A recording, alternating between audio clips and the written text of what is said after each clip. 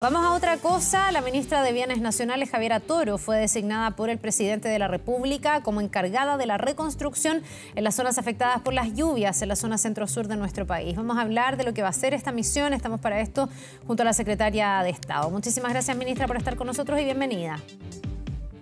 Muchas gracias, buenos días. Y efectivamente asumo ayer la tarea que me encargó el presidente de ser la encargada de la reconstrucción, que hoy día es un desafío grande que tenemos frente a la emergencia climática que vivimos. ¿En qué consiste ese rol? Usted ya es ministra de una cartera como Bienes Nacionales, ahora se va a dedicar exclusivamente a la emergencia. ¿Qué pasa entonces con su rol como ministra de Bienes Nacionales? ¿Cómo se conjuga y cuál es el objetivo de tener una delegada en esta materia, una encargada de reconstrucción? Bueno, la reconstrucción y también la etapa en la que estamos hoy día de recuperación y ayudas tempranas es una necesidad que incorpora la acción de múltiples ministerios, y no solo de los ministerios, también de los gobiernos regionales, también de los gobiernos locales, de las distintas instituciones del Estado. Y por lo tanto es fundamental que estas distintas instituciones funcionen de manera articulada. Y una de las una de las características que uno ve cuando le toca administrar una institución del Estado, como me pasa a mí con el Ministerio de Bienes Nacionales, es que el Estado suele funcionar de manera muy desarticulada, cada ministerio con su parcela. Por lo tanto, la importancia de una coordinación interministerial es fundamental para que este proceso finalmente sea orgánico, sea integral y considere todas las necesidades de las personas, de las familias que están afectadas, que hoy día lo están pasando muy mal y con quienes el gobierno no solo empatiza, sino se compromete con soluciones concretas. Y yo sigo siendo ministra de Bienes Nacionales. El presidente ha decidido que la mejor decisión es que desde este rol yo cumpla el encargo de coordinar la reconstrucción, este plan que se tiene que implementar y que finalmente va a tener ciertos objetivos de mediano plazo y algunos más de largo plazo. Y la gracia también del ministerio que yo encabezo y que creo que otorga una ventaja en este rol que me toca, tiene que ver con que el Ministerio de Bienes Nacionales es un ministerio estrictamente territorial, un ministerio que está desplegado a lo largo del territorio, que tiene una mirada de las diferentes variables territoriales y por lo tanto creo que estamos en una posición de ayudar en esta coordinación y finalmente de dar respuestas más oportunas a las necesidades no solo inmediatas de la emergencia y la recuperación, como también en la etapa de la reconstrucción que viene para adelante. ¿Cuál es el tiempo que estiman que va a tomar el poder reconstruir todo lo que se destruyó en distintos niveles, por supuesto, con este sistema frontal? ¿Cuándo ya deberíamos tener hasta la última familia afectada con su casa, me imagino, no de emergencia ni siquiera, debiese ser una casa definitiva, ¿o no? Bueno, yo asumí este encargo ayer. Estoy en estos primeros días reuniéndome con los distintos ministros que están involucrados, también con las autoridades regionales. Estoy en Valparaíso, de hecho me acabo de reunir con el gobernador regional de Valparaíso y así voy a seguir con las otras 5 regiones afectadas para poder en los próximos días plantear una programación del trabajo, que en primer término tiene que tener un plan de reconstrucción que va a establecer todas las líneas, tal como fue con el plan de reconstrucción de los incendios y los plazos. Y ahora la implementación de eso, algunas medidas son más de corto plazo, otras van a ser más de largo plazo, algunas estarán este año, seguramente hay algunas que todavía van a requerir mayor plazo porque van a requerir, por ejemplo, obras mayores. Aquí no solo estamos hablando de vivienda, también es una emergencia que ha dejado daños importantes en infraestructura, en conectividad y por lo tanto esos desafíos que, por ejemplo, tocan al MOP son muy importantes. Hoy día mismo también voy a estar con la ministra de Obras Públicas evaluando eso. Pero esto no significa que el gobierno no esté actuando desde ya. El gobierno ya ha presentado un plan de recuperación y ayudas tempranas, ya se han comprometido 86.000 millones de pesos que desde la semana pasada está implementándose con la entrega de las primeras viviendas de emergencia. Yo estuve ayer con el presidente en Pudahuel haciendo entrega de la primera vivienda de emergencia, con la entrega de los apoyos agrícolas a las personas que tienen animales, a los apicultores, con las primeras obras de emergencia de infraestructura, la recuperación de la conectividad. Entonces estamos en esta etapa al mismo tiempo que diseñamos el plan de reconstrucción. Ya, yo entiendo que hay hartas etapas y que probablemente va a haber que delinear un trabajo y todavía no están esos plazos, pero sí me imagino que el objetivo final, ¿cuándo se da por superado un proceso de reconstrucción como el que se requiere para la zona centro-sur que quedó afectada? Yo decía, no sé, las personas que han perdido su casa, me imagino que no aspiran solo a una vivienda de emergencia en la coyuntura, sino que aspiran a una vivienda definitiva. ¿Ahí termina, por ejemplo, para una familia el proceso de reconstrucción? Por supuesto, el proceso de reconstrucción incluye, y la responsabilidad del Estado y el compromiso de nuestro gobierno con ello implica hacerse cargo de todos los daños que ha producido esta emergencia climática, y eso tiene que ver con la vivienda, que entiendo fundamental. La familia es una cuestión básica, como también tiene que ver con la recuperación de las actividades productivas, especialmente agrícolas, ganaderas, y obviamente con las obras de infraestructura y las obras de salud y la necesidad de recuperar la infraestructura de educación también. Vamos a trabajar con premura, pero también lo vamos a hacer con responsabilidad. Tenemos las primeras estimaciones, que son las que se cuentan por parte de Senapred, que son de 1.700, alrededor de 1.700 viviendas destruidas. Ahora está el proceso de aplicación de la ficha FIBE, lo que permite, junto con la ficha 2 del MIMBU, es establecer detalladamente cuál es el daño de esa vivienda, y así vamos a poder planificar su reconstrucción. Yo quiero agregar que uno de los elementos y de las características que tiene esta emergencia en particular tiene que ver con que hay algunas viviendas, algunos lugares donde vivían las personas que están emplazadas en zonas de riesgo,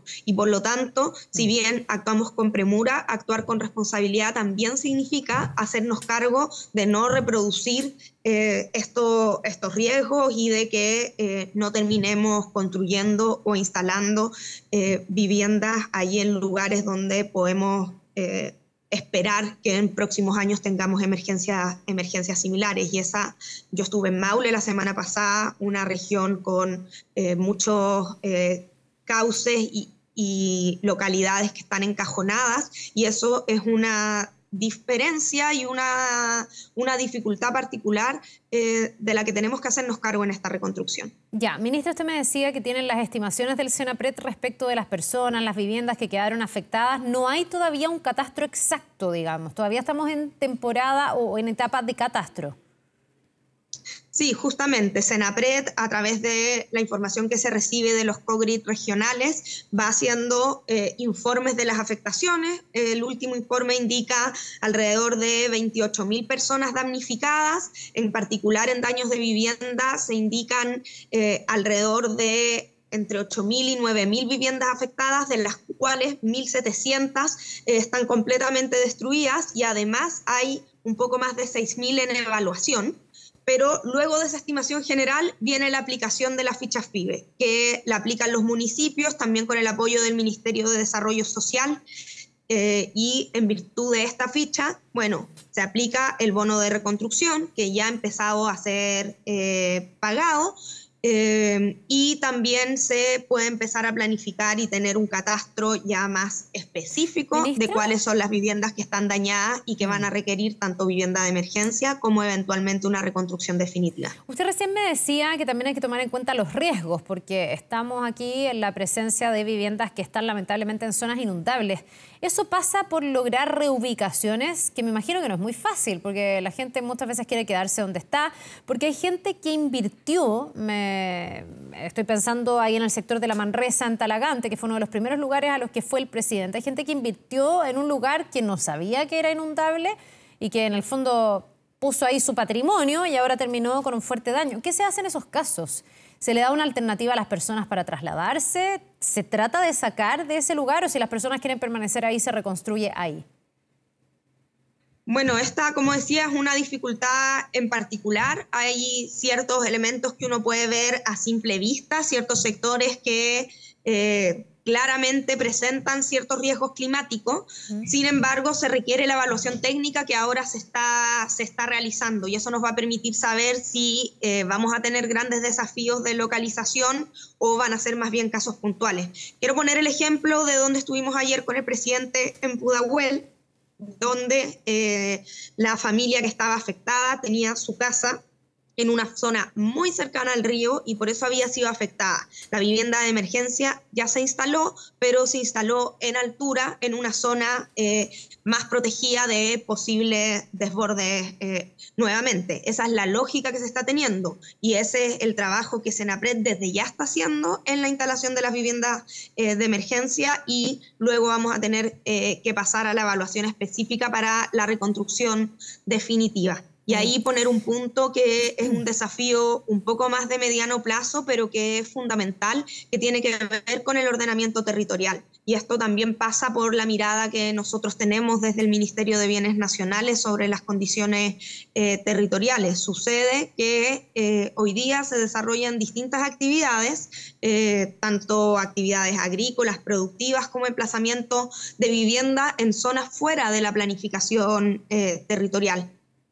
Ministra. Y eso en parte es porque como país estamos atrasados en ese sentido, así que va a ser parte de la discusión. Ministra, bueno, lamentablemente todo está como afectado y bajo la óptica de lo que ha ocurrido con este llamado casos convenio, estos convenios directos con las fundaciones. ¿Cómo se cautelan los recursos de una reconstrucción como esta? Primero, ¿lo hace solo el Estado? ¿El Estado se apoya también en fundaciones, por ejemplo, de rol privado? Si es así, ¿hay convenios directos o no? Porque en la coyuntura me imagino que se tienen que disponibilizar un montón de recursos, pero lamentablemente lo que hemos visto en el último tiempo es que los recursos en algunos casos, con estos convenios de asignación directa, podrían no estar gastándose bien y podrían no estar llegando a beneficiar a las personas. ¿Cómo se va a cautelar este tema para esta reconstrucción? Lo primero que quiero señalar es que este va a ser un proceso abierto a la ciudadanía, transparente. Sabemos que el Estado, el gobierno está bajo un escrutinio ciudadano importante y los más interesados en eso somos nosotros mismos. Por lo tanto, en ese sentido, bienvenido el escrutinio público, y nosotros, y en particular yo, estoy muy interesada que todas las instituciones actúen con la mayor probidad. Perdón, ¿eso qué significa en la práctica? ¿Eso qué significa en la práctica? ¿Que se hace un convenio con una fundación para la reconstrucción y se va a publicar? ¿Vamos a saber quiénes son, cuánta plata se les está pasando y dónde van a reconstruir? Bueno, esto depende de cada una de las políticas de los ministerios, pero el Estado hoy día, las ayudas que se están entregando las entrega directamente el Estado, las viviendas de emergencia las instala Senapred, los recursos para el apoyo productivo los está entregando INDAP, que depende del Ministerio de Agricultura. También los municipios cumplen un rol muy importante. Y luego las distintas etapas de la reconstrucción van a utilizar las herramientas del Estado para ello, pero que en una parte importante incluyen la acción directa de las instituciones públicas.